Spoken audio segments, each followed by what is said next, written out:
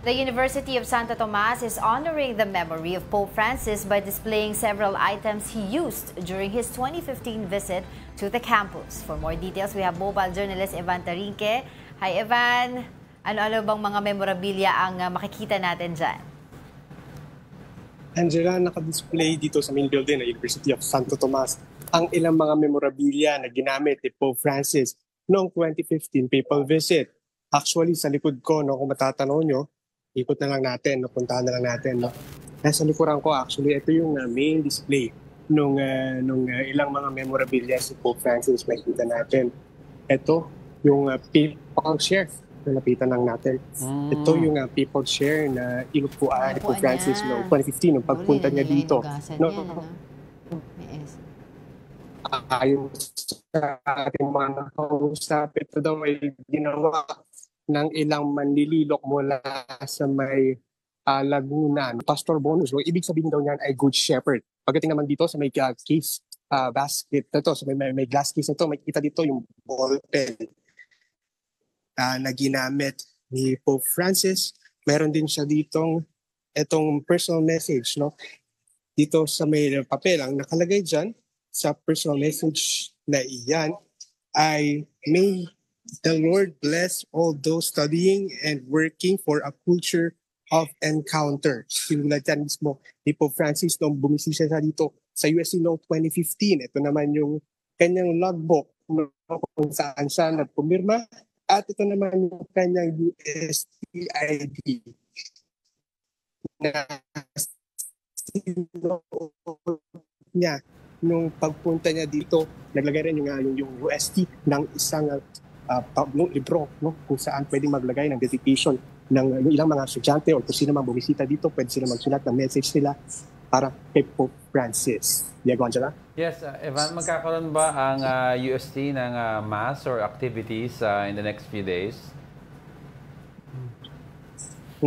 Tama ka dyan, Diego, na magkakaroon tomorrow ng mass dito sa UST sa may Santissimo Parish, no? Open yan forever that time, no? Pero they are sure na magkakaroon ng misa commemorating itong pagpanaw ni Pope Francis bukas. Open ba for public, Evan, yung exhibit na yan? Pwede ba kahit sino pumunta dyan?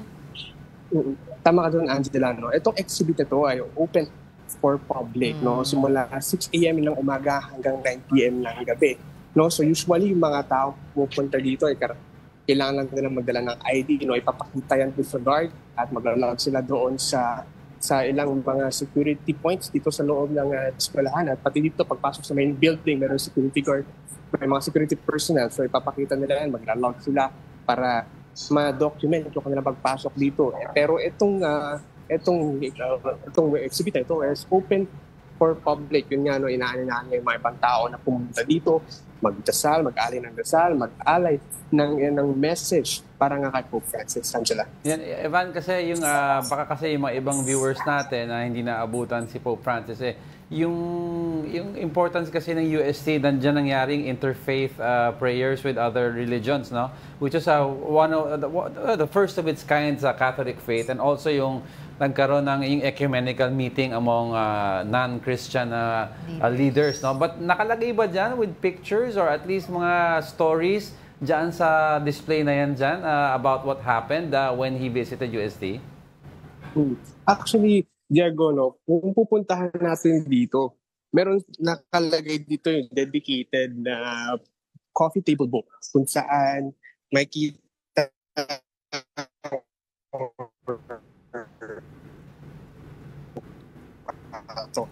ito makita yung pumunta siya dito sa UST, no? Makita yung mga tao, yung pagsama niya dito sa mga kabataan, no? Alam naman natin na si Pope Francis ay talagang malapit sa youth, no? Yes. Kita natin ito, makikita natin hawak kamay yung ilang mga bataan muli, no? So itong coffee table book na to nilagay rin dito. So dito basically nakalagay yung mga documentation nung pagbisita ni Pope Francis. Pati sa Tacloban. Yeah, oo.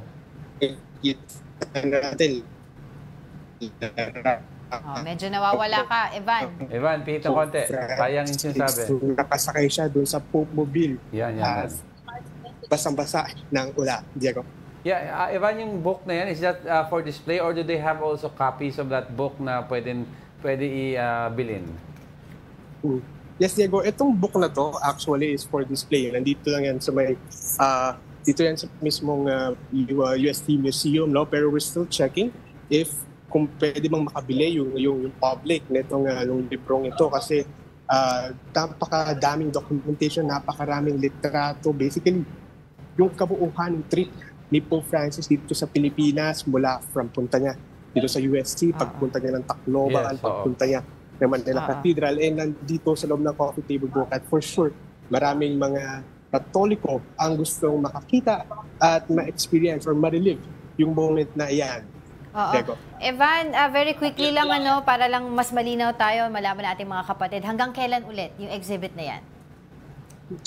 Angela, itong exhibit na ito is open until Saturday, no, bago nga ilibing itong si Pope Francis. At open nga ito from 6 a.m. in the morning and hanggang 9 p.m. ng gabi. Pero paalala, syempre, mas mapupunta, magdala po ng ID dahil bawat security checks dito sa university ay hinihinga nila ng ID at maglalag ka sa mga logbooks para makapasok dito sa may museum. Right. Angela. Okay, maraming salamat, mobile journalist Ivan Tarinque.